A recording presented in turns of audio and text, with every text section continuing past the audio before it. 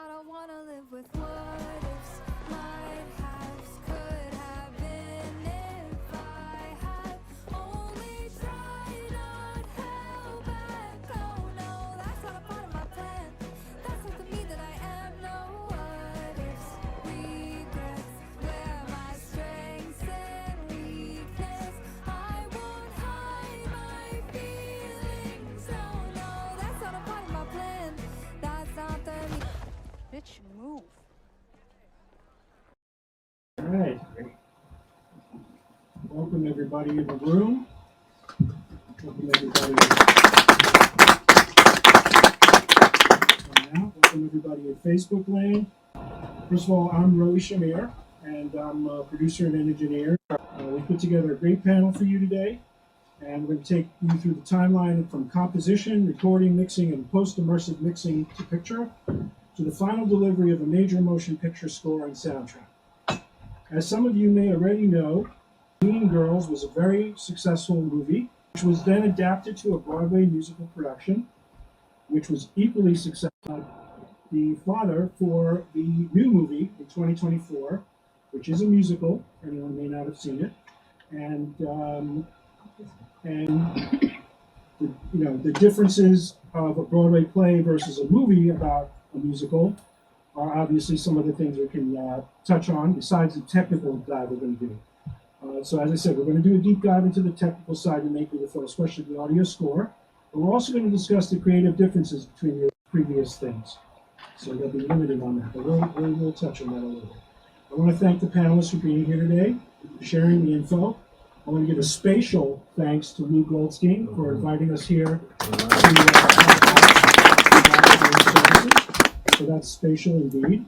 And I also would like to give props to Eventide for providing us with a raffle giveaway for the people in the room, which will be the Immersive MicroPitch plugin. And so it's not on the panel, but I just wanted to clarify that the two gentlemen to my left, Hanan and Jack, are very involved with the music side, but they were not the composers. We just want to be clear on that. So let's start, first of all, with the lead music producer, Hanan Rubenstein. Hanan will continue the introduction of the rest of the panelists after himself, so that I don't have to keep talking right now. And so please welcome Hanan.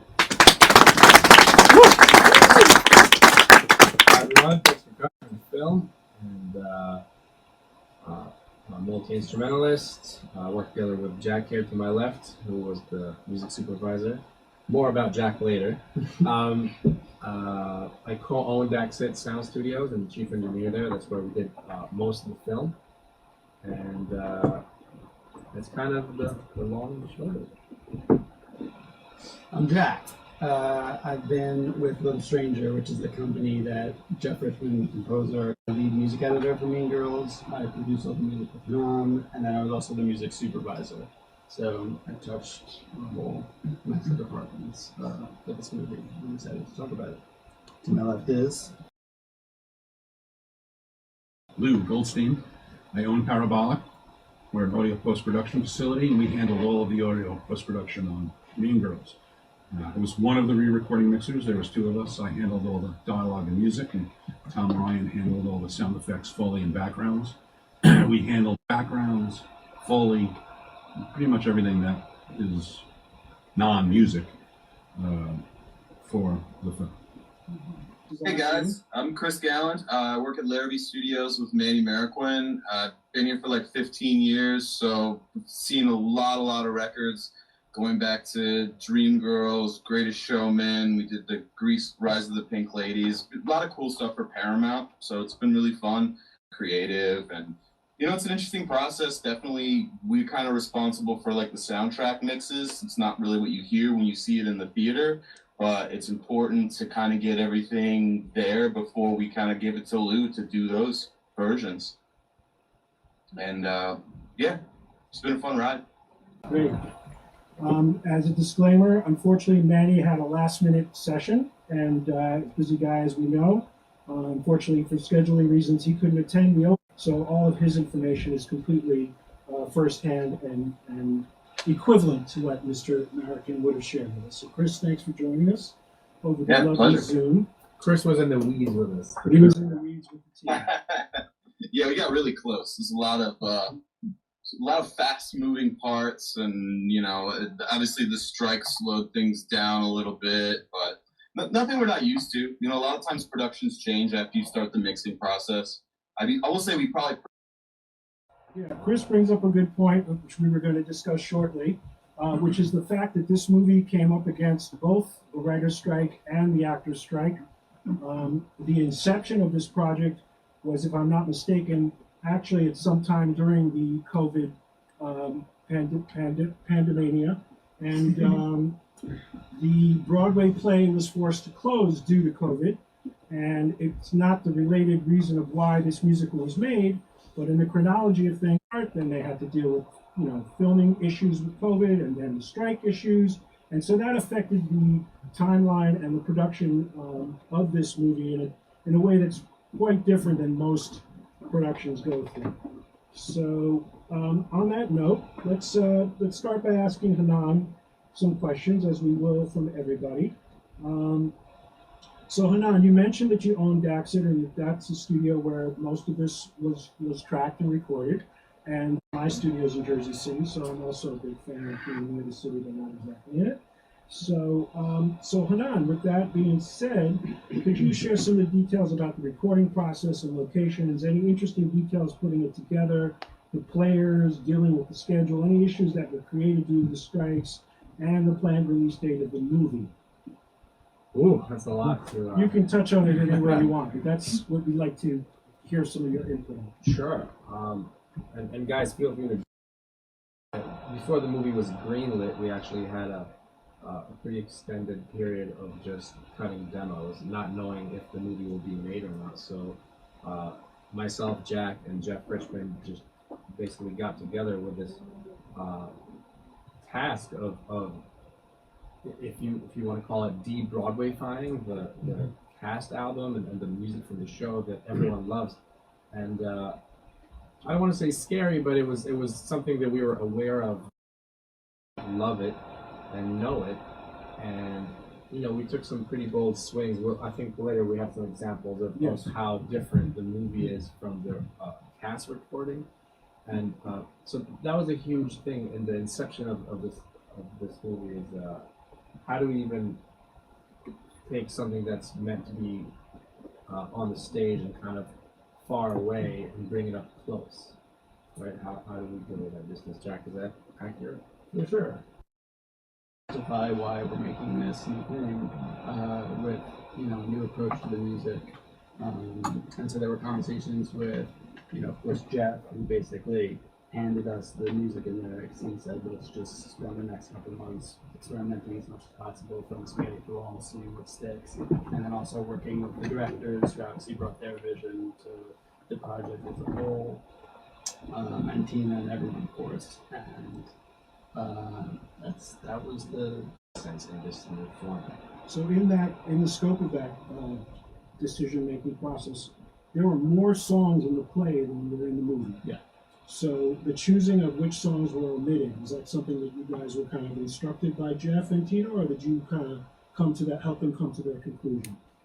That was conversations between Tina, Jeff, the directors, and Lauren and all of the producers. Mostly as an issue of. I think that if we could have included them all, we would have. But it was just too much music. Yeah. There's this movie's almost wall-to-wall music, I feel like, and you cut a lot of material. There's also a new. There's a song. Right, I was going to ask, is there some new material in there as well? Yeah, that opening song we just watched was not featured in that Broadway production. Okay, now was that Jeff who composed it? I know that Renee wrote something. That was Renee with the help of Jeff. What song was that? That was What Ifs. So, going back to the question about Daxxit and what things that might have been different in the way this was recorded, because your facility has a large control room, it lends itself as a place to also record. As we know, many times in R&B and rap music today, maybe even in rock, the lead singer wills, but it's intimate, and the other people in the room can't cough and sneeze, and everyone has headphones on, has to concentrate on the performance. But for whatever reason, what was your interest in doing the recording that way as opposed to one of your ISO booths? Because you do have isolation areas in your room. Well, both Jack and myself played a bunch of the instruments, and we were engineering it, or there were instances where we had to hang in a movie, and we weren't sure. We kind of were putting the parts together as the songs were forming. And later on, we augmented them with proper quote-unquote sessions with a large vocal ensemble. But initially, So it was more in the composition stages, not the writing of the music. Again, to be clear, the composition of the production, additional yeah. production, Yeah. overdubs and recordings. They lended themselves for you all to be hanging out together and do it in the control room. You know, yes. But particularly for the score, which Hannah and I did in a very short amount of time, that was just like all hands on deck in the control room, playing everything, painting reverb on everything, then mixing, and then getting it to me, like all in the same room, all maybe 4 or 5 days. yeah, we had stations set up that were just ready to go. And again, going back to the strikes, when the strike, suddenly we were able to record vocal ensembles again. So a lot of the vocal work we did was just marking stuff, and then we had to actually record everything once we get the green light. So due to the strikes affecting timing and stuff, there was actually kind of a hodgepodge of timing that normally doesn't happen. And so in the sense that the mix people, Lou and Chris, were working on their mixes while Hanan and Jack were still at Manny saying, guys, We sent a lot of mixes out, and then we would get like, "Hey guys, here's the live drums," and most of them was vocal ensembles getting added, you know. And then it was trying to get the right layering of what, because we had background vocals, and now we have more to put in and adjusting the blends and stuff. I think even Lou mixed in the live drums on one of the songs that never even made it to us in time. Well, the So that was interesting. It's a lot of back and forth. The timing between the end of the strikes and when mixing tracks that came from Chris and Manny into the film that then Non and Jack would finally have a chance to listen to and want to make some alterations to, so I'd go back to them, they'd make some alterations, and come back to me, we'd put it in the movie, and figuring that, okay, this song is basically done. No, they would make some more changes, and then go to Manny, and then come back to me, and then we would want another layer of something, and so it was a big. the were recorded, I think, 3 or 4 days before the movie was finished. And it was just When like you a say bright fin- idea. when you It say was like, finished, oh, you know, In the Do you can mean mixed. when you deliver 3 or 4 days from the date of when you delivered it out to I think 3 or 4 days from when we had to do pencils up in here. finish? Yeah. Like printing time. But it was like that beginning of the movie and that song was a very specific way for a long period of time until we got to listen to it, and Jack all of a sudden had, oh, what if? And then Hanan was like, well, Problem, right? like days. It's So like, here's your drums, okay. Question for you, Lou. If this was a average major film that you were doing, what would be the interval of time from when you received your data to when you delivered your final? It would have similar attributes. Was it about 2 or 3 weeks? Or? No, 8 weeks. You know, Okay. we would. How long did we have, Lou? 10 days, 12 days. Couple days. Yeah, but you know, the things would change. Flush it in and live with it and massage it. You know, where this was more like, here's a new piece, put it in, we got to move on. And, Yeah. and just to give everyone a sense of like the workflow, like on a general level, we make all the songs, we get all the cats in when we could. You make multis, you get them over to Chris mixes them, then Chris has to get us the song stemmed out enough to be able to give us enough control alongside all the dialogue and everything else. And then that's for the in-film version. So the picture is locked, and obviously we need to pay a lot of attention to exactly where things are landing with respect to picture. But then we also have soundtrack edits, which is a whole mess of work that Chris has to do apart from all this. And this was all happening at the same time. So we were like going back and forth between this room and then another room that was set up for us to make the soundtrack edits with our original Maltese. Too. It was like a pretty gnarly jigsaw for sure. It was an easy gig without a lot of work. Yeah. Yeah. So Good thing the stakes weren't high. exactly, no pressure. Yeah, $50 million budget, no big deal. So let's see. I think it would be interesting to listen a little bit to. We have 3 examples. We don't have to hear them all, but I think it might be informative of the original in the movie release. So I don't have those names in front of me, but would you start with SWO? Stupid with Love. Okay, Yeah, Stupid sure. with Love would be the first one we want to play, Vinny. Vinny. There's not the video clips. We have a little confusion here. These are the audio clips. So when we first hear, we'll be hearing the Broadway version.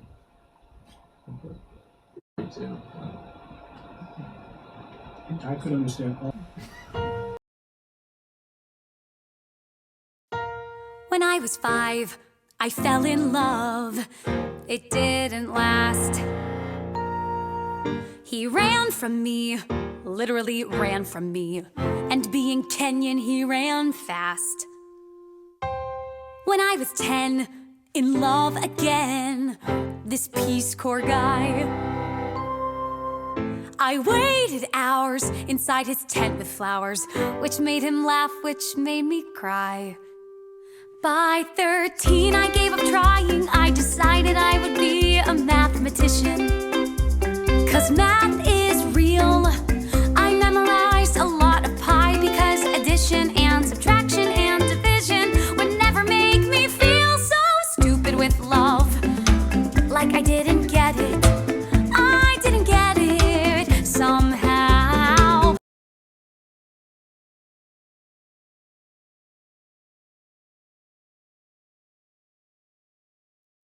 When I was 9, I fell in love, this Peace Corps guy.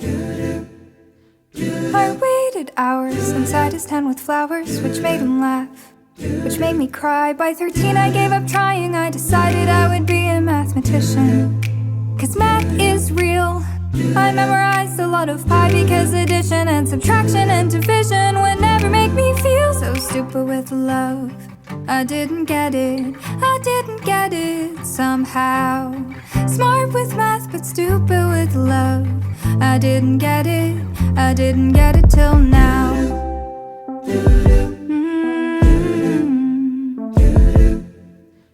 So thank you, math, for being there to bring me joy. And thank you, math, 'cause now you brought me this. Cool. Wow. So obviously the top production is rocking, and the instrumentation is pretty freaking hip. And great job, guys. Thanks. Thank you so much. So Shout out to the great Adam Blackstone on bass on this one. awesome. So in any case, the players, we could talk a little bit more about that for sure. But first, I think we can stay in this mode for a minute and play either Apex Predator, the song about me, or what else? Whoa! What's the other one? I have 3 examples. We have Someone Gets Hurt, Apex Predator, and I guess we could do. They're both great. Someone Gets Hurt and Apex Predator. They both. If you guys want to keep hearing stuff, we can. Yeah. Yeah, I think it shows you guys about the creative side of this discussion. We're going to get into some technical things too.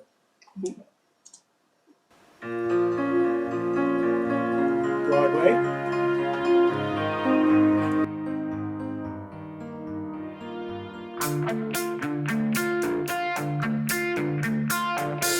Don't be fooled by the pink. She is not playing dolls. She is stalking the halls for the thrill of the kill. Every person in school is aware of her stare. When she tosses her hair, they go perfectly still. All that I say, don't attack me. Watch them sweat and pant and shake. Every food chain has its Acme. Regina George eats steak.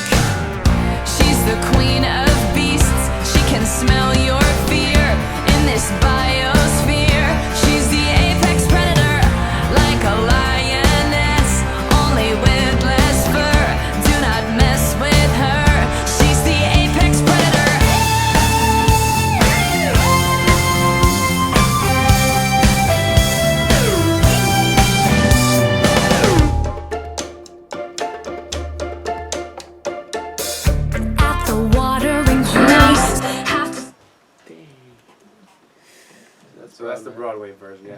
So that's.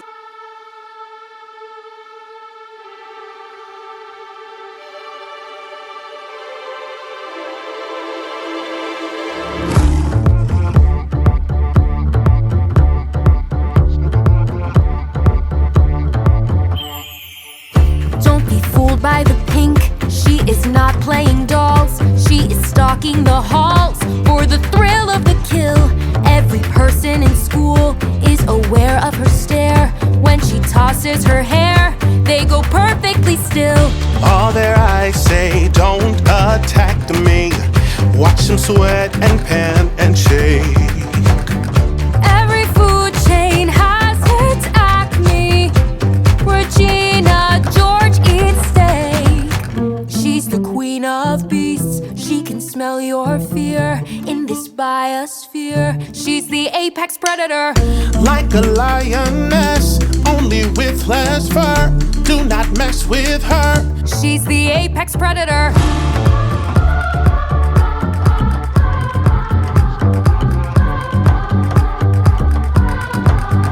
At the watering hole, see the girls who were nice had to scatter like mice from a jungle cat and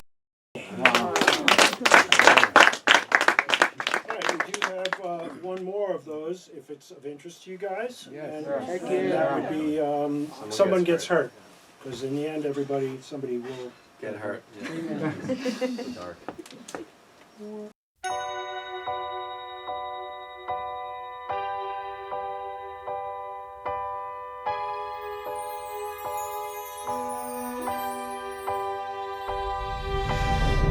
Yes, I look perfect. Ice queen, that's what you see. That's what they all expect from me. But it's all show. Face it, you used me. You saw the sexy clothes, my supermodel pose. What did you know? Was I a game to you? Was I a way to be cool? I truly cared. Was I the fool? It's fine for you. It's fine to flirt. It's fine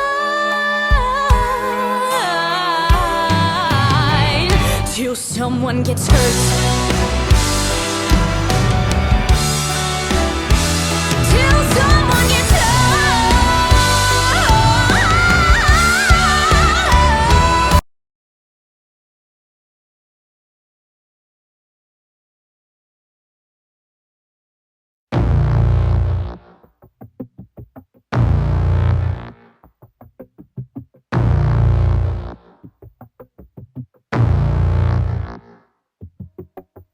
Yes, I look perfect. Ice queen, that's what you see. It's what they all expect from me. But it's all show. Face it, you used me. You saw the sexy clothes, my supermodel pose. What did you know? Was I a game to you? Was I a way to be cool? I truly cared. Was I the fool? It's fine for you. It's fine to flirt. It's fine till someone gets hurt.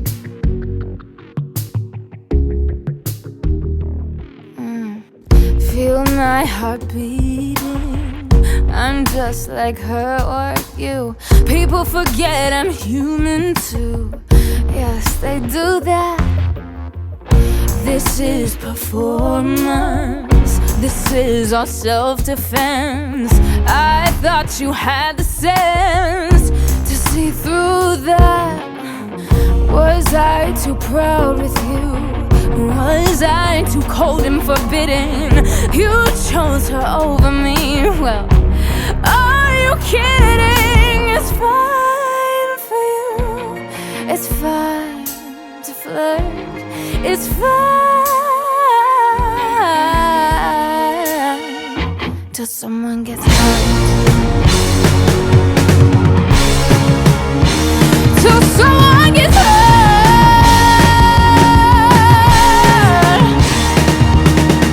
Poor little me, all trapped in this fabulous show.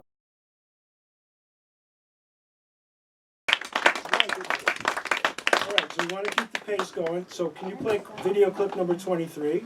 As we're still on the subject right now of how Hanan and Jack worked on this at Daxxit.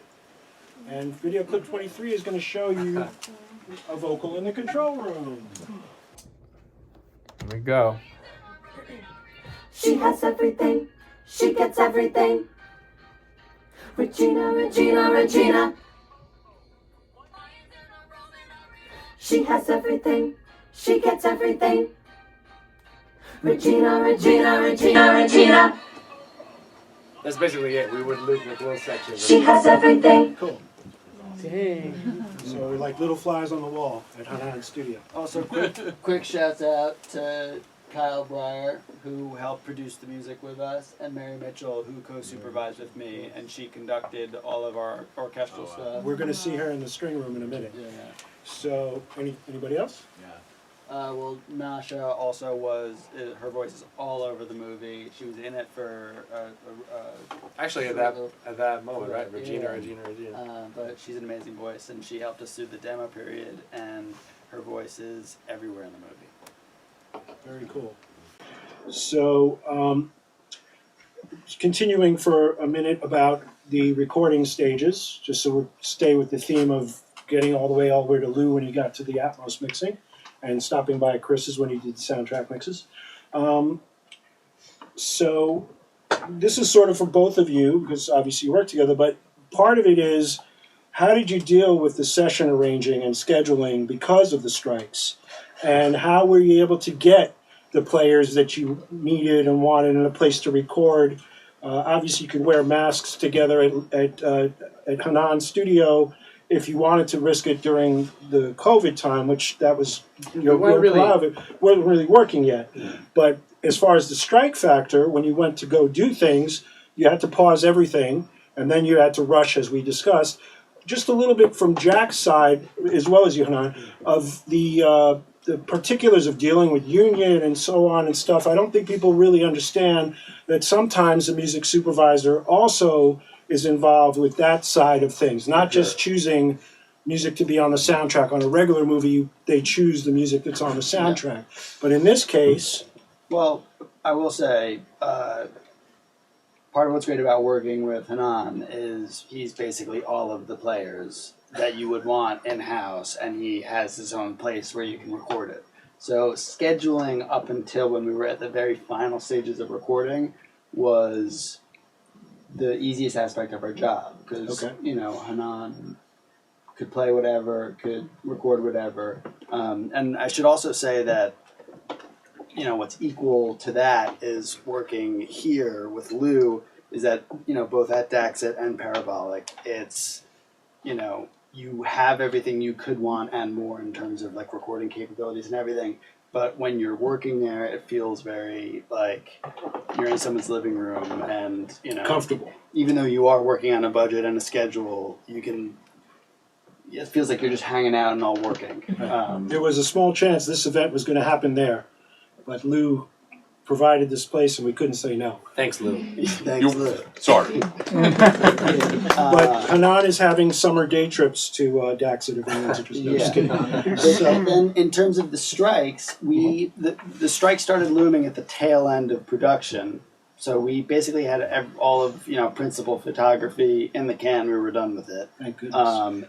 And then there was a very fast period of working towards getting to previews, which at that point it was basically the files that we had already had from the demos, me working to temp the movie, which is where like I put my music editor hat on and try and make a score that feels like what it should. What's intended. Yes. And then before it exists. Before it exists, yeah. And then once the movie had previewed, then everyone kind of just held until we could, the floodgates were opened when both strikes ended. we could schedule cast to record, we could schedule background vocals to record, and we just worked really fast. Cool. So I think in the interest of making this fit in the time we intended, I think we're going to play just a few quick video clips to show some of the recording process and situation. And so we just saw the vocal in the control, and that was interesting. Let's switch over to a little bit about what happened at DiMenna Center, which is a great classical recording facility here in the city for anyone who's not familiar with it. And Mary Mitchell, yes. was conducting the string sections. Correct. And with scores that Hanan had scored. Nope, Jeff Richmond. Jeff wrote the actual scores out. Yeah. Okay, so that's that part. So if we could just see a couple of those clips, I think it would be great. And that would be clip 12, strings.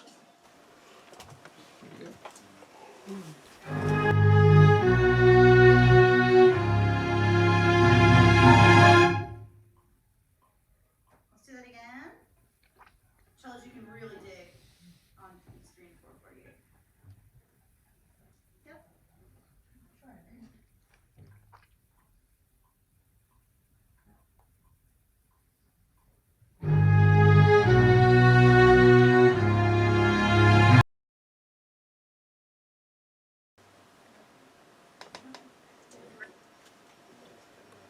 And then if you could please play 13.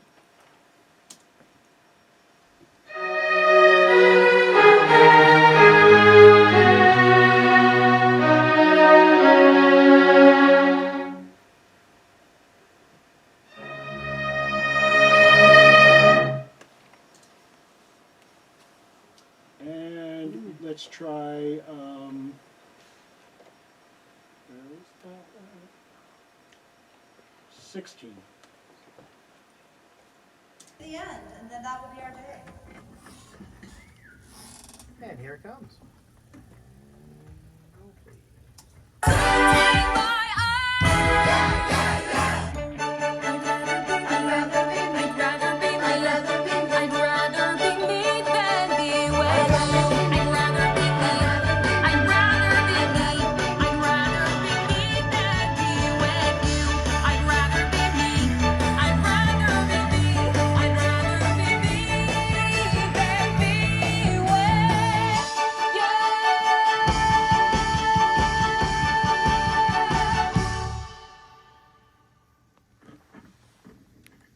Fantastic. Thank you so much.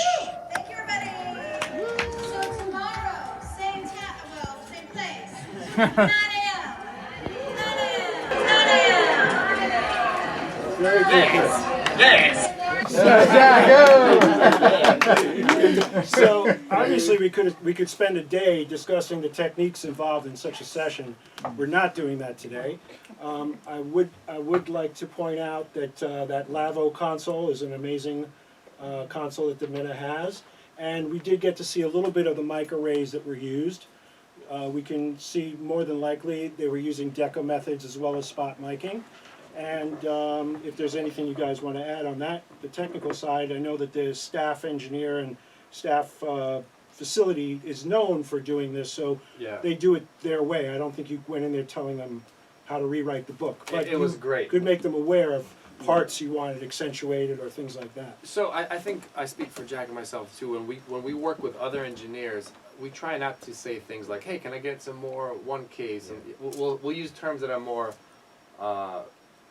musical, right? For a lack of a better description, we'll say, "Can we make something more round? Can we make something more punchy?" And so on and so forth. So in this setting, Jack and myself were behind that producer's desk in the control room. Mary Mitchell was downstairs with the orchestra. It sounded so great, we had no comments. Shout out to Lawrence Manchester. Yeah. And Angie was the engineer. Yep. Yeah. Lawrence was great. He actually also works at the Tonight Show. So he does Fallon every night. And Yep. He's one of the main guys over at DiMenna. yeah, he's great. And yeah, we got tons of inputs. I think there were 18 inputs on the string section. And Can you play us 18? It's in the same flavor. We recorded this song. we were hanging from the ceiling when we did the session.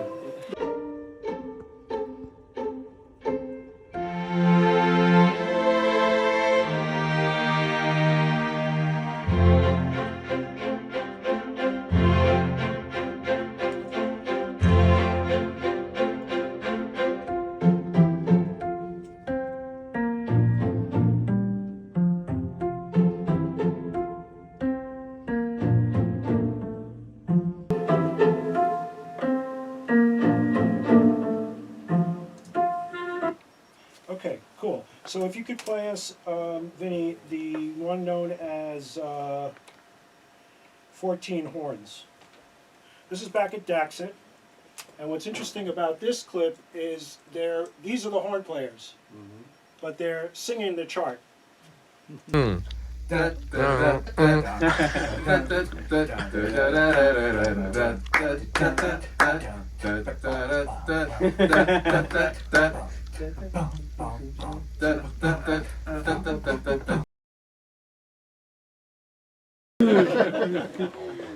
times at Daxxit.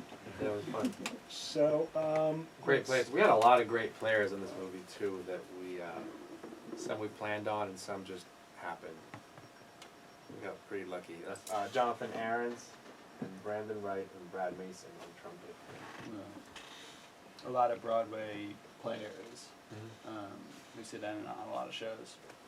But also a lot of pop players too. That we had Charles Haynes, who was great.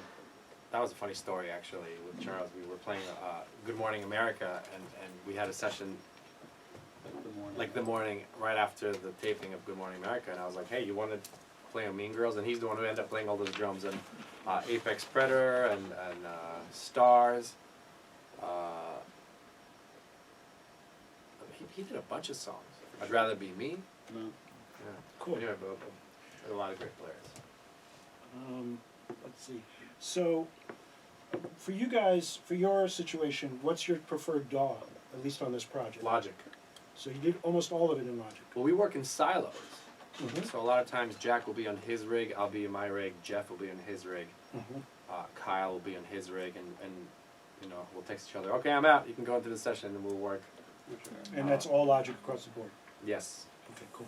For I'm far and away most comfortable in Logic because, since like Unbreakable Kimmy Schmidt, when I was a music editor on that, we just always use Logic to compose, and I also do most of my music editing in Logic, and then there's always a point in the process where I convert everything over to Pro Tools so I can deliver to Lou and Understood.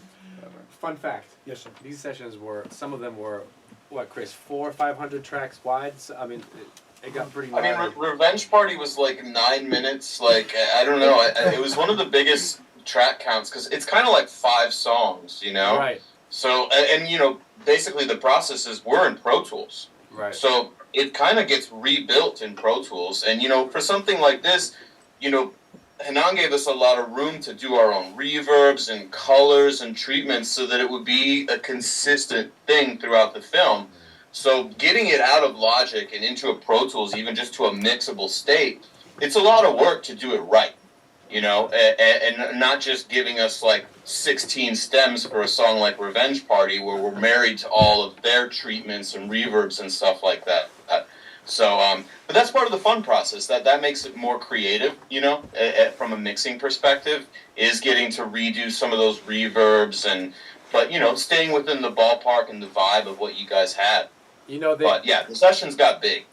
Initially, I was told to just send you the files, and I can only imagine getting the files for Revenge Party in a folder and going like, here you go. Good luck. Yeah, go with God. Talk about revenge. You would have had serious revenge. Seriously. So, yeah, no, you must have spent tons of time doing those exports and recreating kind of the rough mixes in Pro Tools to a certain extent. I thank you. No, of course. And I think that whatever time that took would have been time we would have spent on email or on the phone trying to get balances. So I basically I rebuilt the sessions in Pro Tools, and I dialed in basic like static balances where you just open the session, you get sort of an idea of what it sounded like on our end minus automation, and then Chris and Maddie took it, over the field. Yeah, and we still put it up on an analog console like this, so that's one of the reasons we're working in Pro Tools. So we're printing stems through a desk before they go to Lou, and we're trying to get it, as far as the soundtrack mix is concerned, as close as possible to how everyone wants it to sound. I think the biggest difference is when we talk about vocal effects. We may put like a really pretty spring reverb on one of the vocalists, and she's in a closet. It doesn't work to picture. So they're really two different mixes then, the soundtrack mixes and what you see in the film. But again, the way Chris and Manny delivered us the material, having everything stemmed out, including reverbs, including effects, that we had the ability to make those decisions while we were putting this against picture. You know, what stuff worked. A lot of times some of the songs would start with somebody talking into singing that has to sound like production, has to sound like it's in the movie, and then it kind of blossoms into a song. So we had to have that ability. So the way they were able to deliver us this massive amount of tracks, very methodically laid out, so we knew what was where and what we needed to do. And again, we had to change panning, and you know, that was one of the bigger things is taking these monumental amount of stems, and then you know, a lot of things have to be center. Vocals have to be center. I like bass to be a little bit more collapsed center, and then strings and stuff going to the surrounds. Since we did this in Atmos, a lot of instruments and a lot of the strings would go into the ceiling tracks just to give a little height to things. A lot of the guitar parts, and there was, again, I think to these two guys, there was so many little super interesting things going on in the tracks, you know, little guitar parts, little weird vocals that would pop out of things all over the place. And it was just constant in every song that the more we would dig into the song, it'd be like, oh my God, that's so cool, let's put that over here. So, you know, we would start picking out these things that in a normal stereo mix would just become part of everything, but we were able to kind of really start to use 38 speakers and you know, have a lot of And these the way they interesting delivered things. you the tracks, Lou, you were able to, for instance, if you needed to, mute a reverb without losing a part. Again, yeah, the stems were so methodically Yeah. built that we had all of And these then you could options. choose whatever reverb was more appropriate Exactly, for the Atmos exactly. situation, which is really cool. Yeah, it was, you know, it was, the process and the flow worked incredibly well. You know, a short period of time, a lot of material, but I don't think there were ever real hang-ups where we weren't able to do what we needed to do for the theatrical versions because of the way, you know, things were moving between the different parties. Okay, so the conversations we just had sort of covered two of the questions I was going to ask, which was to ask Chris to explain a little bit about the mixing of the soundtrack and stuff like that. He can add to that, but he already kind of well described the differences, and then was going to move to Lou with a similar question. So, so at this point, I'd like to ask Lou, sort of off the topic for a moment. How long ago did you build Parabolic?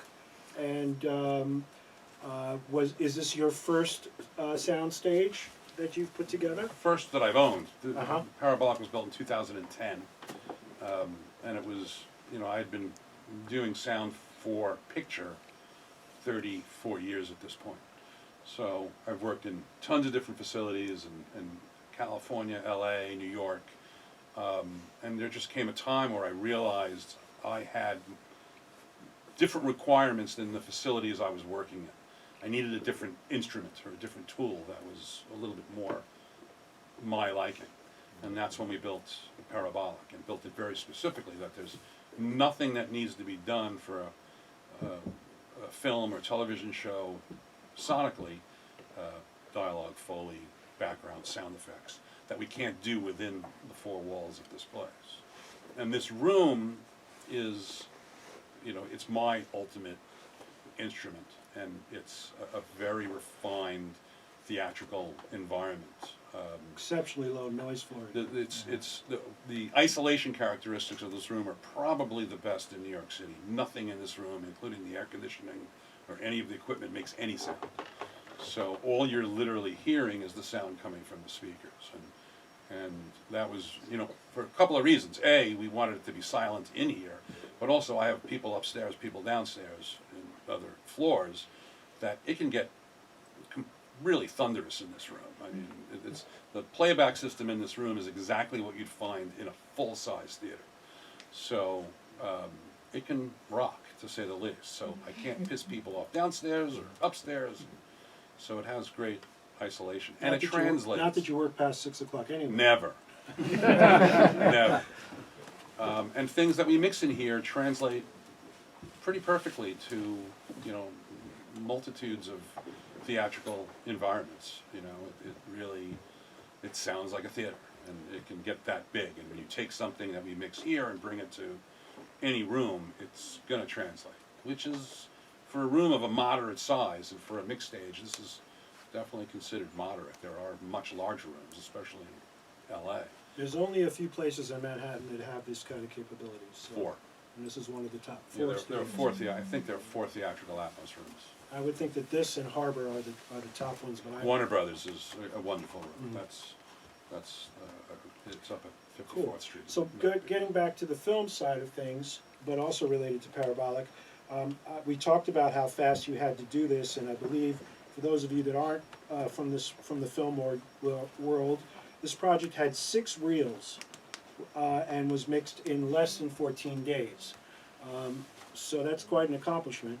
And I mean, there are smaller films, not major motion pictures, that are done probably in about the same amount of time due to budgets. Yeah. But for a major motion picture, I found that to be exceptionally fast. I was told that, you know, if it's a Scorsese film, it's 8 weeks. But if An it's average small indie film will do in, 10, 15 days. Gotcha. And that's just for an independent talkie, which this was not. Absolutely. I A lot of remember moving parts. I remember seeing the release date and having a slight heart attack. Yeah, that kind of came out of nowhere. It's like, I was like, the yeah, by the 12th? way. My wife. Which meant the my wife 12th showed a me month the press before release that on you had to be Instagram. done, right? Was that? That meant the month before the 12th you had to be done. Correct, for delivery. We actually, I think it was less. It was I think January we pushed 12th right it came up out. to it. Yeah. Because there's also, you have to deliver on a project like this.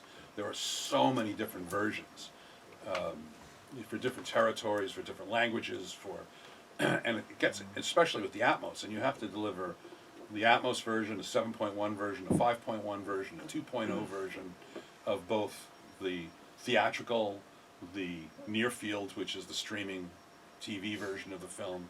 And again, each one of those has an Atmos flavor, a 7.1 flavor, a 5.1 flavor.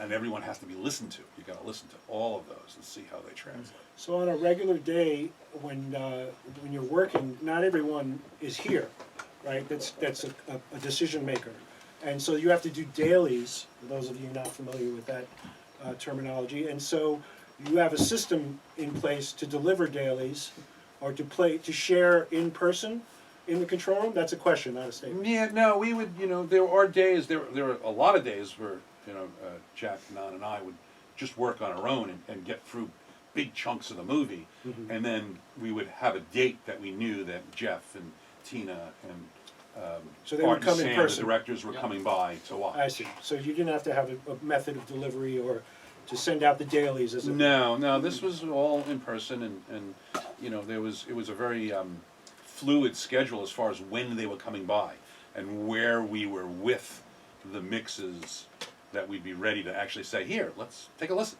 kind of thing. Things were distroed on sites like frame.io Mhm. before we got to the final mix. So leading up to the previews, our sort of very rough first passes. And those would be stereo mixes. And those would all be stereo mixes, yeah. Gotcha. Okay, I am keeping an eye on the clock, even though we started a few minutes late. I want to try and honor the time that we've been talking about getting this done. So, unless someone wants to interject something on what we spoke about already, we're going to switch over to watching a little bit of the movie in Atmos, 38 speaker. And if there are any questions at any time, you can ask, but we were thinking after this we would have a question and answer period. So remember your questions. And we're going to play back some of the Mean Girls. I rented it last week and watched it. Nan, you got anything? Nice. And Chris, you've seen it before. Yeah, And Chris- then I had to like get. I saw it in the theater when it came out. It was great, guys. That happened Man, with just one I watch. love a I'm good sure- challenge. I'm sure Like, the songs were if this stuck stuff in was your easy, head. it wouldn't be any fun. Gee, why are you upset? Please. What do you mean, please? Gee.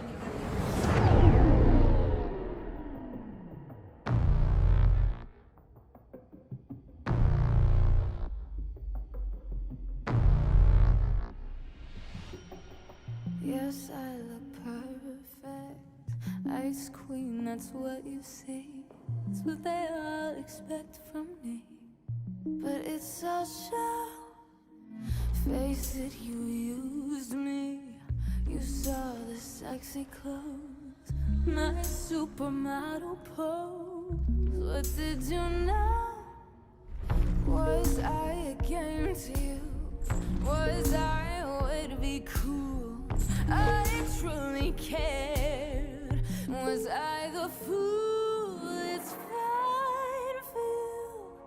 It's fine to flirt. It's fine till someone gets hurt.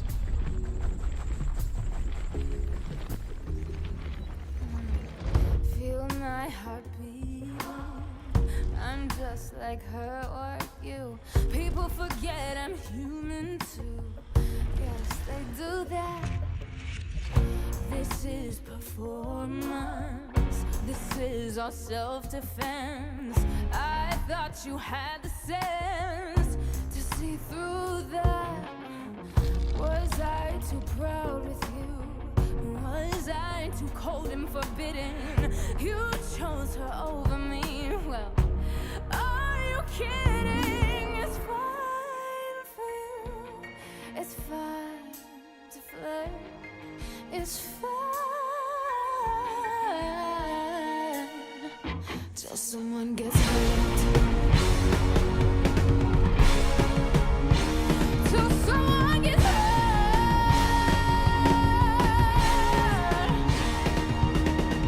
Poor little me, all trapped in this fabulous show.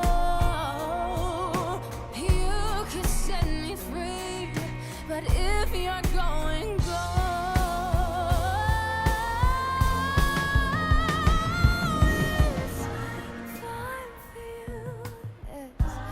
Fine to flirt and got your heart. Why do you even wear a shirt? No, it's fine. Damn, you're fine, and it's fine till someone gets.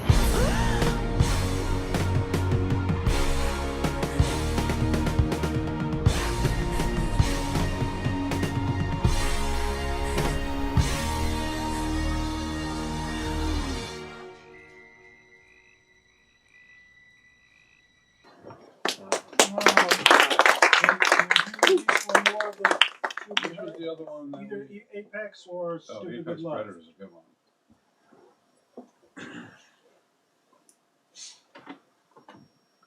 You notice how like the end slowed down? That's like a jack edit. It's just that Serato plugin, not time and pitch.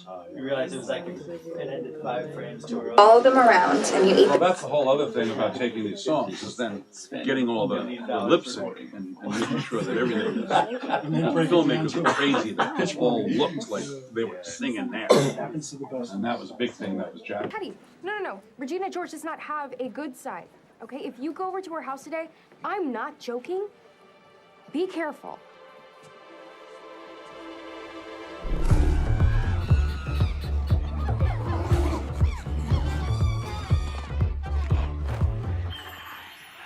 Don't be fooled by the pink. She is not playing dolls. She is stalking the halls for the thrill of the kill. Every person in school is aware of her stare. When she tosses her hair, they go perfectly still. All their eyes say, don't attack me. Watch them sweat and pant and shake. Every food chain has its acme. Regina George eats steak. She's the queen of beasts. She can smell your fear in this biosphere. She's the apex predator. Like a lioness, only with less fur. Do not mess with her. She's the apex predator. Jason is crotch-sitting Taylor Waddell.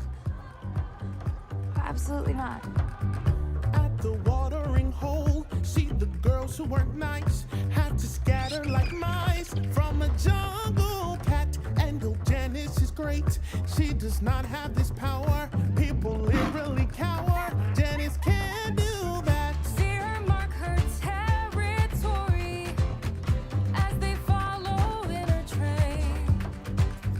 They were victims in their stories. Now they shake their mane.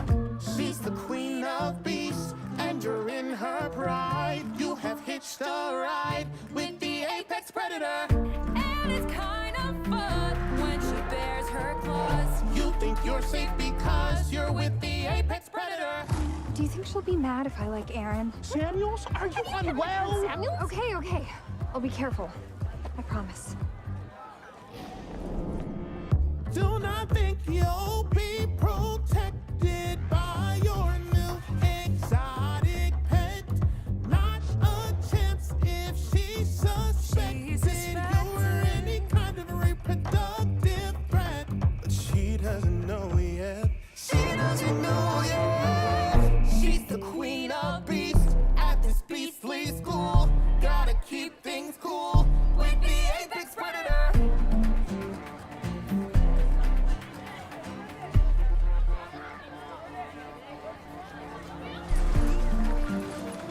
Get in, loser. With the apex predator. Will she braid your hair? Will she eat your heart? How can you outsmart the apex predator? The apex predator. The apex predator. You guys.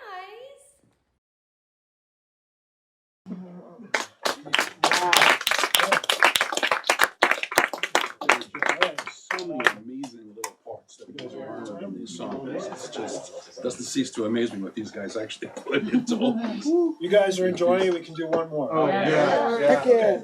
Encore. So let's do Someone Gets Hurt. No, Stupid with Love. Oh. We watched Someone Gets Hurt. We watched Someone Gets Hurt. Oh, I'm sorry. Stupid with Love. My bad. Okay. Challenge accepted.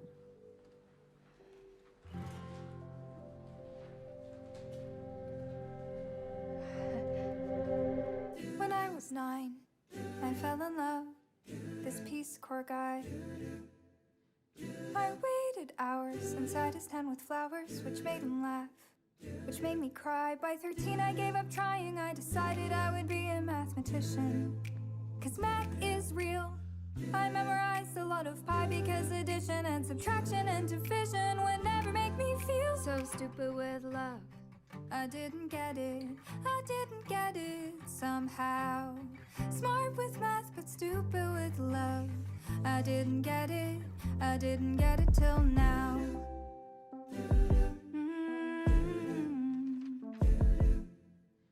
So thank you, math, for being there to bring me joy.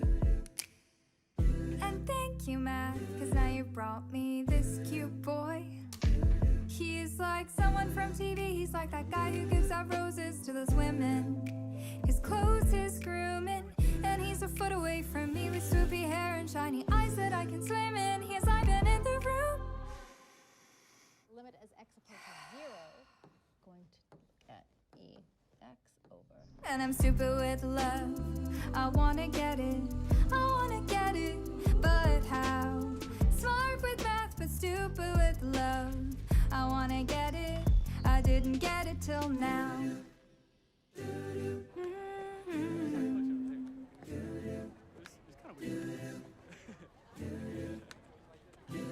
I'm astounded and nonplussed. I am filled with calculus. Does this guy work out? He must. All sweaty at the gym. Could that image be more hot? Let me just enjoy that thought. School was rough, but now it's not. 'Cause now there's him, stupid with love. I didn't get it somehow. Smart with math, but stupid with love. I didn't get it till now.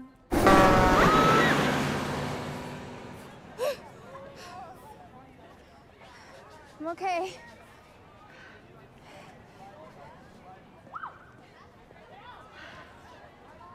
Mom, you can't pick me up like this. It's embarrassing.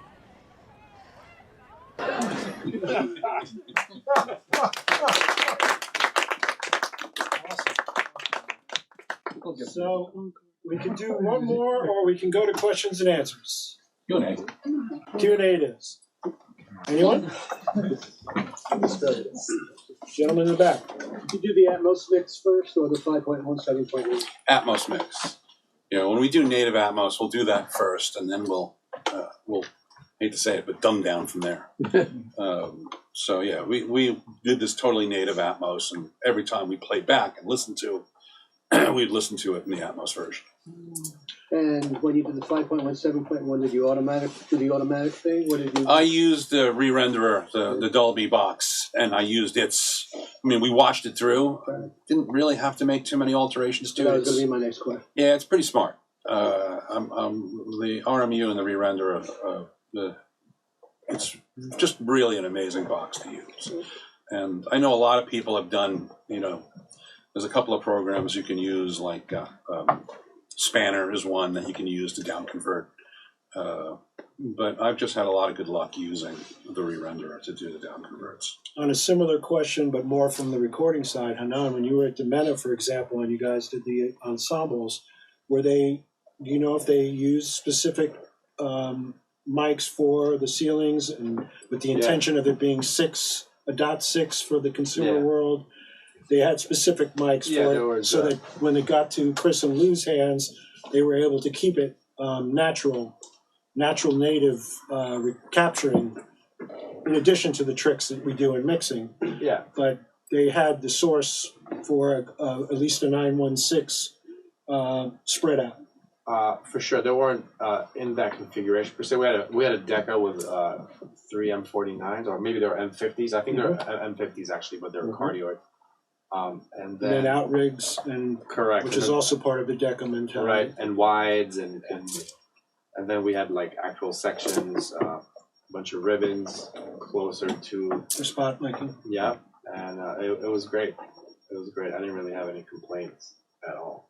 Yeah, it happened naturally. Yeah, I mean, you put something, especially the room was so great. I mean, just putting the room mics up gave you such a great picture of a true representation of what I make it a point to always step into the room and listen before I mix it. Yeah, just open the doors and then go in there and number one, it's super fun. I mean, when do you get to stand in between 30 string players and just let it hit you? You know, so that in and of itself was awesome. But also knowing that I was going to have to mix the score, what does it sound like in the room? Right, so you could reproduce it in a natural way if you so desire. Yes, and the way Lawrence had it mic'd out and everything, it was superb. It's funny because I remember I think it was the first time you and I met, is you took, I think it was some score and a bunch of material from your mixes in your studio and brought it here. And we listened to the stuff together to see what the difference is, how the translation was from Hanan's room to this room. And I mean, the really only difference was just the sheer scale of it. Just, the size of playing material in this room is just so much bigger. Right. But it sounded great. Yeah, I remember talking to Jack, and we were very pleased with it's so daunting, you work on something for so long in your room, and then you go to a mystery spot and you go, okay, well, let's make huge decisions with a $50 million film. So it's a little scary, but I remember I made a playlist of things to listen to, but I didn't even need to get to it, because as soon as we put the tracks up, we're like, oh yeah, that's what we made. Yeah, that's what we listened to. Is what we made. Yeah, it sounded great right off the bat. And I have great monitors, but I don't have 38 of them. So, on that, how do you think of mixing now that you've been in this room with 38 versus whatever it is that you have in your studio? Now, are you? I mean, you must be thinking differently now at some point. I'm not. No, really. I'm not. It reaffirmed my decision to stay in my stereo world. I remember asking Lou. I said, Lou, would it be better if I brought you stuff in 5.1 or 7.1? He said, no, I would just break it up and then place it however. The rooms are so differently designed in the way a post-production theatrical room is designed compared to a music environment. We are refined in a room like this, but a lot of it is about bulk. It is about just size, and for something that's especially theatrical. Where I think a room like Nan's and Manny and Chris's is just a little bit more. I think the only way I could say it is refined. Now the speakers behind the screen here, which are probably not nearly as refined as the speakers they have, but really large, we have them tuned incredibly tightly to a very specific frequency curve. So again, no translation out to the real world. But again, taking the music, what Manny and Chris did, and what Hanan did, and then played it in this room, it was pretty amazing how just nice it sounded. Right. They were just great mixes. Thank you. So, how does the renderer deal with the fact that it's 38 channels? I know how it deals with my world of 916 and going down from there. Well, the render itself really only has a specific amount of outputs, and the amount of outputs it has is dependent upon the room that it's being used in. In this room, we have 38 speakers. You might go to a theater and, in some and they are huge 38 theater. discrete channels, or some of them are shared? No, they're in Atmos. The thing about Atmos is every speaker is an individual signal, all at the exact same level. Everything is in this room. Everything is at 85 all around every speaker, and then you have basically Atmos is 7.1 mixes with objects, and 7.1 is what we all know, 7.1, and an object is an individual sound that you could literally pinpoint to any place in space in the room, any specific speaker or between speakers or whatever. And the renderer is such a smart box that it knows when it's playing its file, if it's in a room with 38 speakers or a room with 50 speakers, it knows where I, as the mixer, put that sound, and it will change the augmentation of that playback of that sound to match the room that it's in. So that sound will always come from the exact same point in space, no matter how big or small of a room it is. Which is why I work in stereo. Yeah. And Lou, do you generally use the Pro Tools panner or the Dolby panner? I use the Pro Tools panner. Me too. I use everything. I tried using. Keep it simple. Yeah, it's Pro Tools integration with, and now they have the renderer built in. Right. But again, there are two different types of renderers. There's the near field renderer, which is what's built in and is what most people use, and then you have the theatrical renderer. So there is a difference in the sense of Dolby provides you with a different tool. Yeah, they charge really a lot of money for it. I'm sure. But that explains why. It's a totally different renderer, and it can do both. It's really smart that way, that if I do a mix with all of these speakers and all of the objects and then tell it, well, how does it sound if I play it in a room that's 5.1, home theater, not theatrical, because there's very different specs between home theater levels and theatrical levels. And the way this place is wired, you can share audio to any room. So you have a 714 near field room to make it easy to check. Exactly. But you could actually configure the speakers on the fly to be less and give you the near field amount of channels, except you still have the spacing.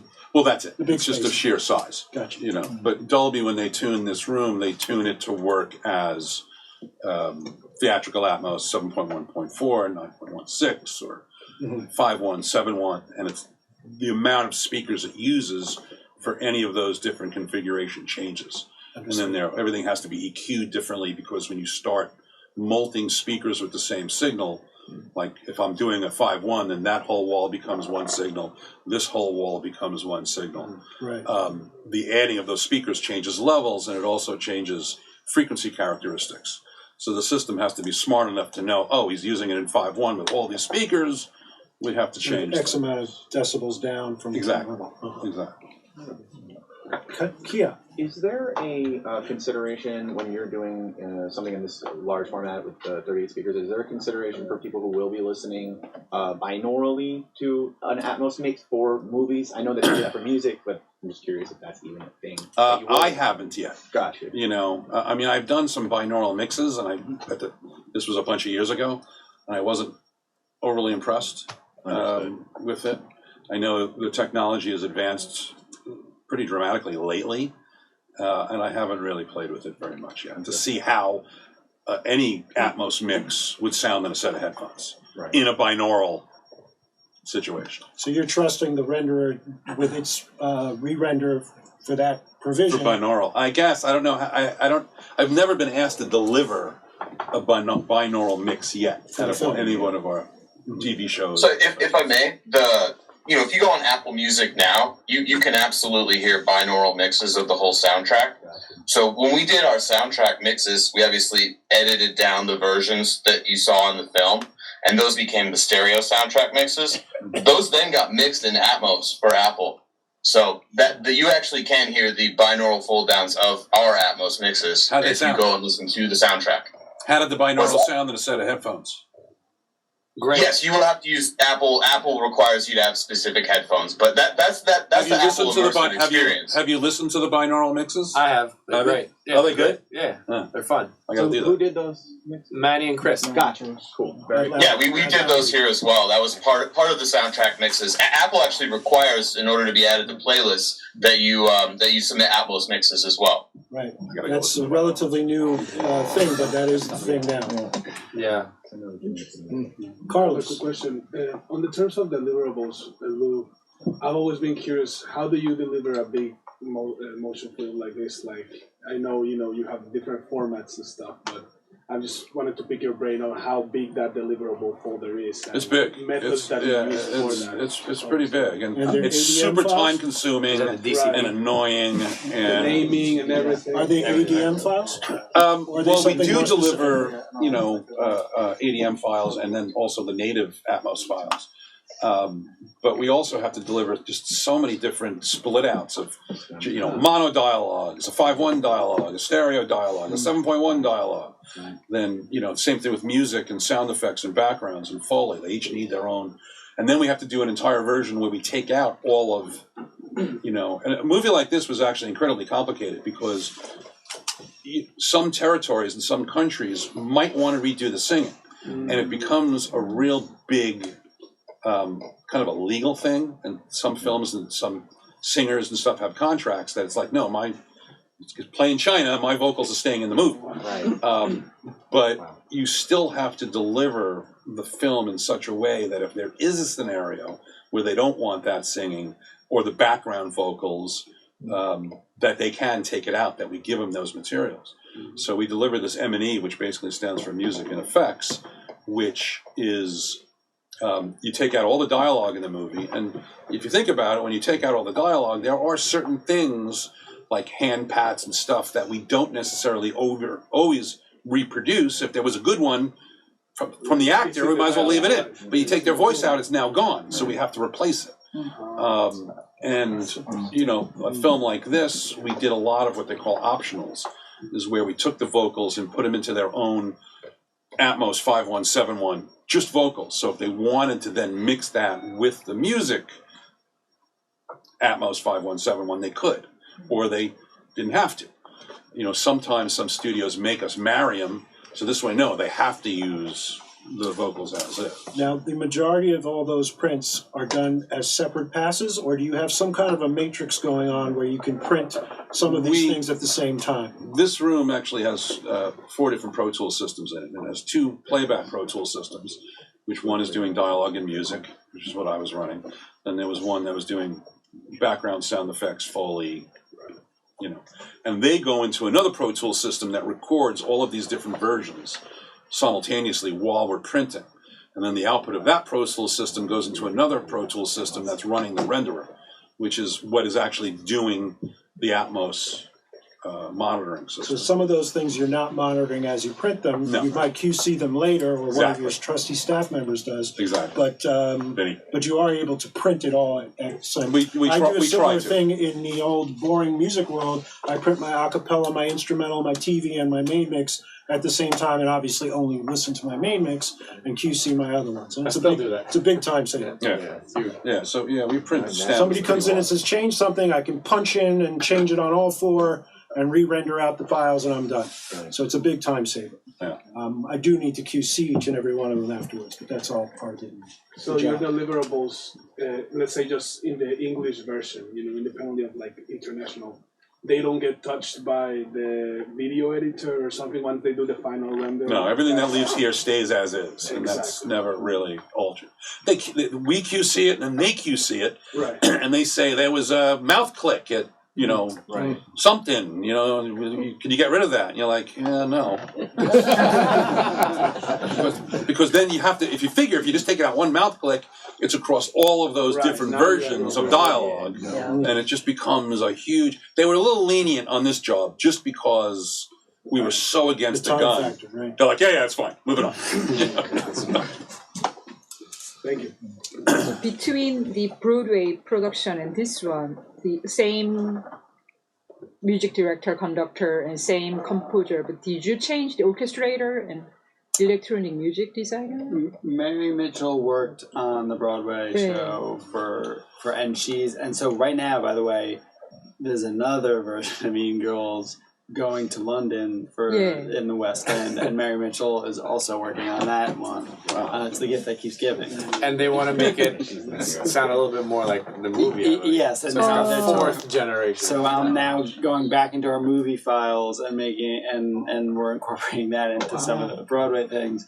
So it really is like Inception, Mean Girls. There's sort of some crazy Russian doll. Same orchestrator and electronic music designer. Same between the film. Well, John Clancy, who did the orchestrations for the original stage, Broadway, right? is also working on the West End version. But for this, it was all of the arrangement was just Jeff and us. Yeah, between Jeff and myself and Jack, we For the new release. yes. And the previous releases, they weren't involved. Jeff was. He was the composer. Although I will say my first gig with Tina and Jeff, like my first day as an intern for them, was their first table read for the Broadway version. Like the first day I showed up, and I remember having to rap the Kevin G rap that happens and the thing. You did it? And I was deeply uncomfortable, but I did do that, yeah. So the pre-production of all this, how long did it take to do all the preps? For the movie production? Yeah. Getting approvals, working on demos and getting approvals from the directors and Paramount and all of the producers, probably like 4 or 5 months. Yeah. That happens after the movie's been greenlit. Kind of simultaneously, and then it's like, is this happening? Because a part of it is that we were trying to make stuff that sounded really good to ensure that we would get greenlit. So again, anyone that doesn't understand that, the greenlit is the process where the studio actually says, "Here's the money. We're going to make the movie. We're committing." So you need 5 months to rearrange all of this? No, but we need 5 months to get everyone's approval for it. It's the minutia and the politics of back and forth and waiting for decisions. And then once these versions are approved, then there's a whole other process. Then I have to start working with the choreographer and the director to figure out how to come up with a game plan of how to shoot it. And a lot of edits were being made on the fly. We had a great playback guy named Igor Pachenko, who's worked on a ton of our TV shows that we do too. He's got a Pro Tools rig there, and we're playing everything back while we're shooting it. That's another thing too. Is we work on a bunch of other shows. We have a pretty well-oiled machine at this point. We myself and Jack work a lot with Jeff and Tina, and it was a saving grace by the time we got to Mean Girls. I feel like had we not worked out our processes, there was no way we could have gotten this film made in this short of a time period, for sure. So I think it's important to realize then that you're making, on the shooting stage, you have the Pro Tools operator adjusting things for the choreography. Wow. Otherwise, it couldn't be staged that way. And then sending me notes. And then you have to go back and fix all the other versions. For sure. Wow. Yeah, That's an important thing. it's not stemmed out like anything we do here, but it is if we need to mute someone. Right. And then, they send that with time code to editorial. So they don't have to build everything. It all is matched to picture. And then from there, then you go in and have freedom to really start making edits to everything. Yeah. And sometimes we capture things on the floor. So then that gets flown back into the original session. Right. And then I go, Chris, surprise. Although I will say, almost everything except for one song in the whole movie, we basically weren't picking up any usable audio on set. So Lou and his team had to build an entire world's worth of foley and sounds and everything except for that one song that they sing in the closet. Yeah. What's wrong? As you said earlier, the integration of the dialogue transitioning into the music performance is beautiful. It's beautiful. Thank you. Really worked. Really amazing work. Anyone else? Question? Ari. Yes. Ari in the house. So yes, I'm from the music world and only really know about stereo stuff. So a question for Hanan. So you mixed the score, but I'm assuming you mixed it in stereo, but then gave Lou a bunch of different stems to do whatever he wanted with it. And so then I assume you use no mix compression then. Great question. So I had a few tricks where I use surround compressors, and I'll have them all seeing. I'll have all the different elements feeding the same side chain bus, but they're still. I don't have to bake them into one bus. They still stay on separate outputs, but the gain reduction is working in a way that when you put all faders up in unity, you still get the mix. Okay. Yeah. And sometimes I do it in analog too. Like I have the SSL multi-channel compressor. It's one of my secret tools. The score in the film really just kind of, once we got a basic panning of where things were going to be positioned, it didn't change very much, and it just kind of lived. We also did a lot of reverb. I have a bunch of old lexicons like the 224, 480, all that stuff, and Jack and I spent quite a long time just painting a lot of the verbs back into the mix and delivering those separately so Lou can have that freedom. You mean onto the stems that you deliver, or into a separate stem? Yes, to a wet stem. Wow, just wet alone. Very cool. And so how many? What would the stems look like for an orchestral, the string type stuff of the score? Like how did you separate it? For the score, I can't speak. Chris, I don't know what Chris actually delivered to Lou for the numbers. But Sorry, I couldn't quite hear the question. How many stems did things go? How many stems did things go? I have this general concept of more than 30 stems for a song is too much, so I would tell my assistant, try and keep it around 30 or less. For the strings, I had just a string. It's a great philosophy, Chris. You don't want more than 30 moving parts, It's a great philosophy. We had just a string dry, which wasn't so dry because I had the room mics and I had all the wide stuff. So it was like a pretty long room. It was like a 3-second room, if I remember correctly. And then I also had all the lexicon stuff separate. I will say even with the 30 players, which is super rare to be able to do and makes it sound like a big cinematic thing, we still have MIDI, right?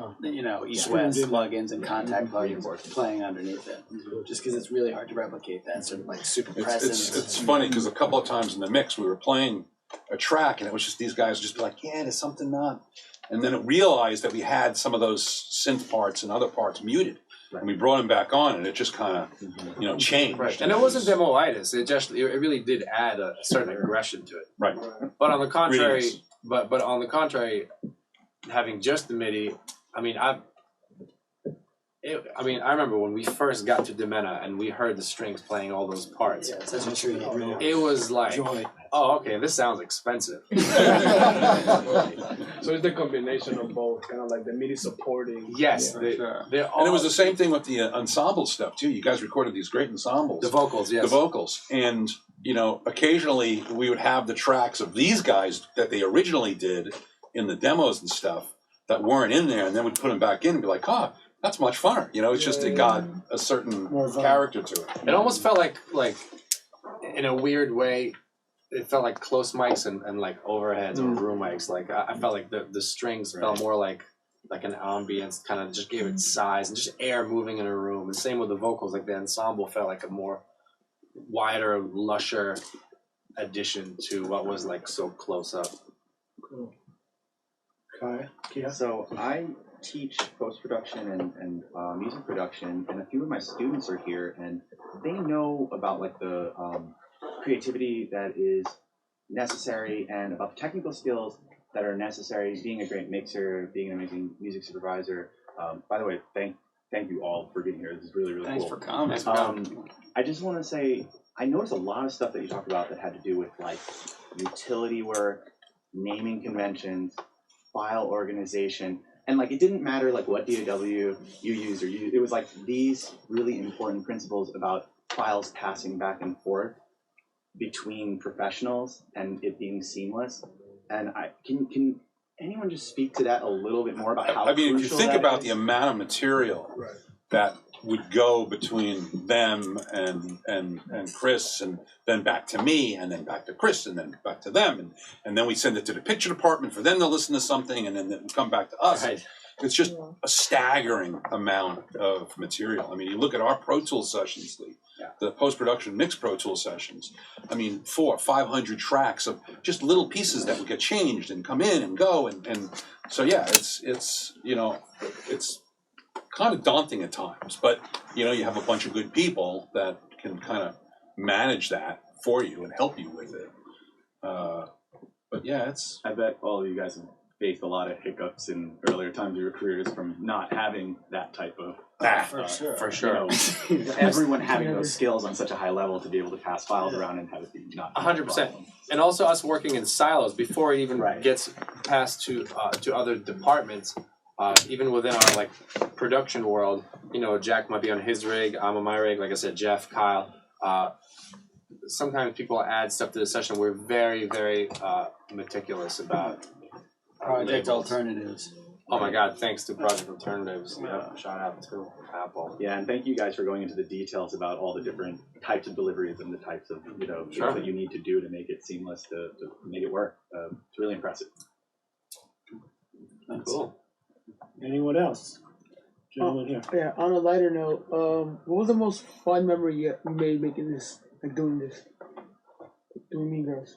There was one ensemble vocal session that were like, for some reason we had to schedule it like from 10 to like 2 a.m.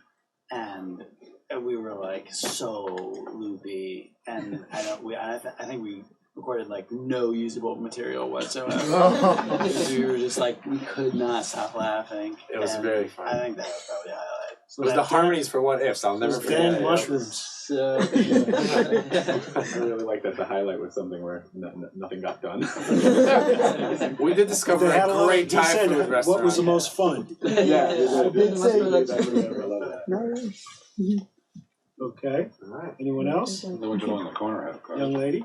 Oh, keep passing over him. He's got his hand up more than I'll go to anyone. him next. All right. Was there any moment where you as a team like thought that the time wouldn't be enough for finishing? The entire time. I mean, Chris really had an insane time crunch period where we. I mean, Paramount will be calling me like every day, like, "Hey, can you deliver all this stuff by tomorrow?" And I'd be like, "Yeah. Well, you see what I can do. Yeah, just and then, get out as much as you can, you know? And I hate cutting corners, though, and I never felt like we did on this process. I never felt... I mean, yeah, we were rushed, but we still took our time with everything. We just stayed later at the studio. I think there's something to say about having really good rooms. Parabolic is really great. Obviously, Larrabee is Larrabee. My studio, if I may, is a really great room. And I think that having that quality where you don't have to say things like, you know, let me just run through the card to make sure the bass is right. Yeah. Well, you know, like something sounds right in Parabolic, it's gonna translate. It's in, and you know, there's, you know, you can always find a cheaper room, but I think that confidence in decision making, and especially when you have to make 1,000 decisions back to back, and there is no time to go back and revise. That's when you know, I was really happy I invested in monitors and soundproofing and you know, really did my room correctly so that we can get in these situations. And it's our instrument. You know yeah. what I mean? It's Stradivarius. Yeah, it really is in a lot of ways. The gentleman who's been waiting to ask. It's got to be a good question. Yeah. I'll try, no promise. But going into this and the intense time crunch that you guys had, was there any like lessons that you took away that you can like implement into a future project, or was there anything from a past project where you felt this type of rush that you kind of implemented into this project to kind of keep the paces moving and keep the gears turning? I got a great lesson. We knew that there was going to be a time crunch, and I had a feeling that we were going to have to punch vocals and like make changes later on. Just you kind of felt it coming. So I recorded every single vocal in this movie with a U87. So that I have fancier mics and I have all kinds of other things. But it was brilliant. But I knew that everyone was going to have a U87. So it was basically the whole movie is a U87 to a Chandler PG2 to an 1176. I mean, we actually recorded some of the vocals here, and when we had an actor come in for ADR and they needed a line or something sung, we would actually do it here. And like Anand says, it was always easy. We always had an U87. You know, I've worked on some musicals where they had some really esoteric, crazy mics, and it was like we had to go find them and rent them and do all this stuff, and it became a huge ordeal to match what originally was used. One word. Right, literally for a call for something. Something, exactly. So that kind of like kept the cohesiveness of just having the same microphone. 100%. Yeah. And I have, mics that I would have preferred for certain situations, but not a risk I wanted to take. Mm-hmm. And it ended up being a good move. You use those on instrumentation. What do you mean? You saved the 87 for the vocal, and then you used your fancy mics wherever you could elsewhere. And the vocals do sound great in this movie. Yeah, absolutely. Anyone else? Just one quick question for Lou. How was it mixing this musical-based film to a regular film that you normally go in? And maybe was it more very fun different? because It's very different. And I've done quite a few musicals at this point. I did In the Heights. I was one of the mixers on Greatest Showman. I've done about 10 or 11 musicals, and it's a totally different album than doing a lot of the films, Hereditary or this. It's like night and day. And I happen to really enjoy these. They're a lot more collaborative doing musicals. You're working with a much larger scope of people. I mean, Jack Hanan and I sat in this room a lot of hours listening to the same songs over and over and over again, and tweaking them and adjusting, and it never got boring. It was definitely fun. I'll give you. They could say the same. For sure. It was. I mean, I didn't have to come. Once I delivered the files, I was technically, I was. No. You were pretty focused. No, Hanan would hear things. And you said earlier about I wouldn't say to the guy about frequency. Every now and then he'd be like, "Yeah, there's this 1K thing, Lou, going on," and I'd be like, "Oh, really?" And I'd look at it, I was like, "Yeah, he's right." So we had there was a shorthand, and he was very focused, and Jack as well was really hearing, and there's all the sound effects, and then there's the dialogue, and there's all that stuff with the music, and they were still really very focused on. So it was great that he was here the time he was. But in theory, just to circle back to your question, I didn't technically need to be here for the post of it at all. Like once we were done, it was up to the post team. Yeah. But my name is on it as the music producer, right? So there's nothing worse than handing a project over, and then obviously it's in very capable hands, but we're all making decisions together, and I think a lesson I learned is don't just do what's required. Just make sure that you deliver all the way to the end, and that you're there to help even beyond what you technically are required. Does that make sense, though? It does. Thank you. I think everybody that was in this room while we were mixing it, and there were times it was the three of us. There were times it was just Jack and I, and then there was 20 people. So it would scale around, and I think most of the time everybody had a really good input on what it finally became. So there was also a good system of note taking. We would go through each person. It was easy when there was the three of us, but when the head of Paramount is there, and you have people who need to have input, we had a pretty good system of who goes first, and so you watch an hour and a half long movie, there'll be a lot of notes from a lot of people. So I thought we handled that really well. Or anything, or was it just mostly in person? What's that? Did you share any documents digitally for notes? Or some notes would come down. We would play it back for somebody, and then the next day, their notes would come in, and then we'd interpret them and not do them. No, we would pretend to turn it. That was a big thing, the feedback and how you managed all that. Because Lou is sitting there, and you got 30 people screaming, more hi-hat, less vocal, more birds flying above. It's like doing the record with full force. Except not everyone's in the room at the same time, so they really drive me crazy. I can relate. All right, anyone else? What What were your all's favorite songs to work on? Ooh. Jack? Apex Predator was definitely my baby. Like, I loved making that song. We had so much fun playing the guitars for all that song. We played those guitars together on the couch. We had one mic in the middle of the room. Jack sat all the way over there. I sat there with all room mics. Sexy for me. I think Lou votes for Sexy too. Sexy's a really good song. We had fun making that. I had like 7 different versions. The bass part in that song is just insane. Who was that? That's Adam Blackstone. Yep. Yep. Yeah, the tonal quality of the bass it just kind of hits you hard. It's just really good.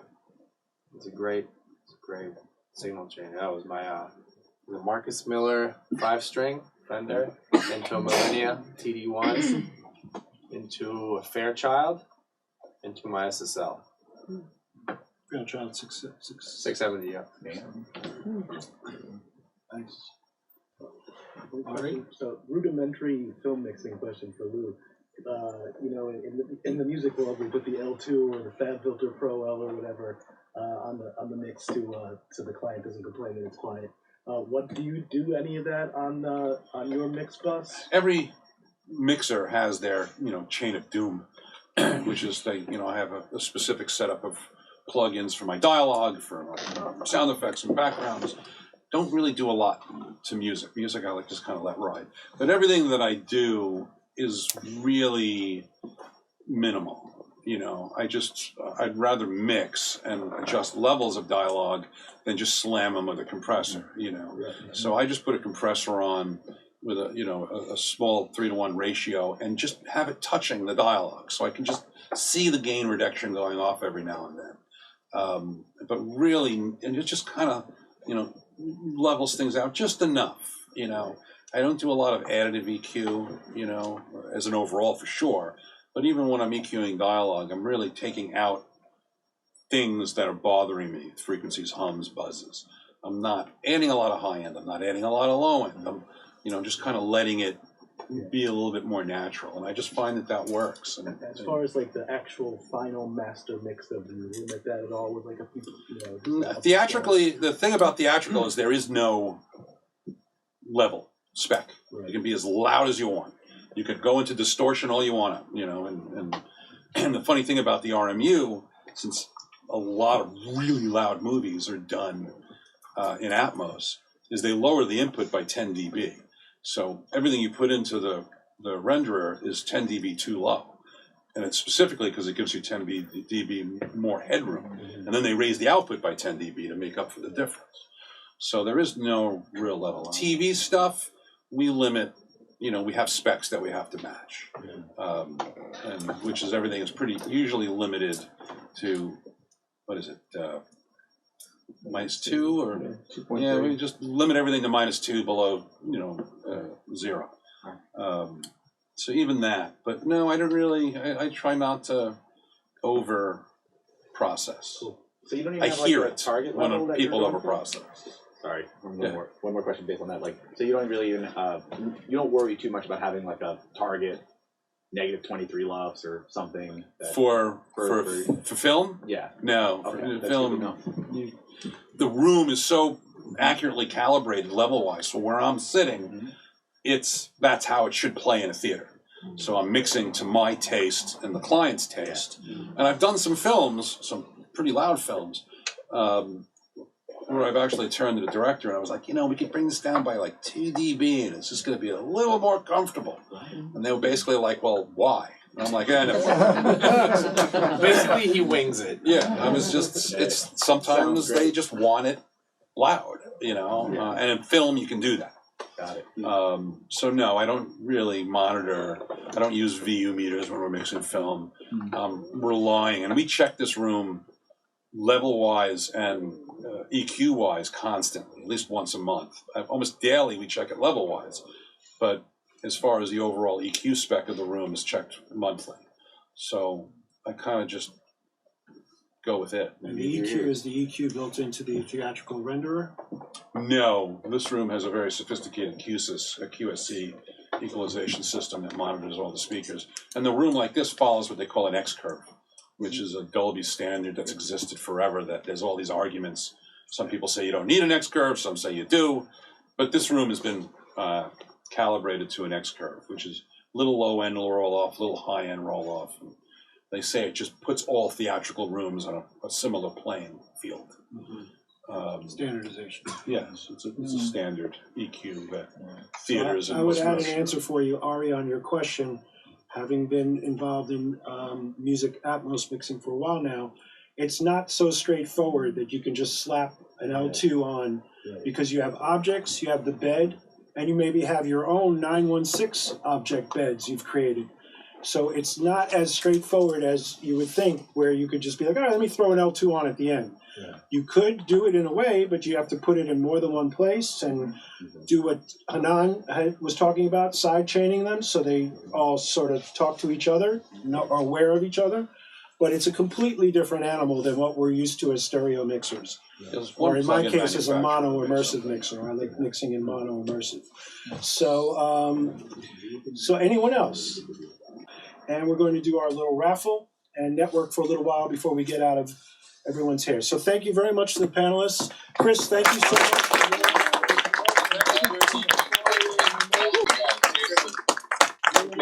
Awesome job, man. Thank you so much. Say hello to Manny. Likewise. Say hello to Manny for us. Oh, absolutely. I'm going to go bug him right now. Yes. And Jordan. Thank her as well. Of course. Thank her as well. See you guys. Take care. Woo!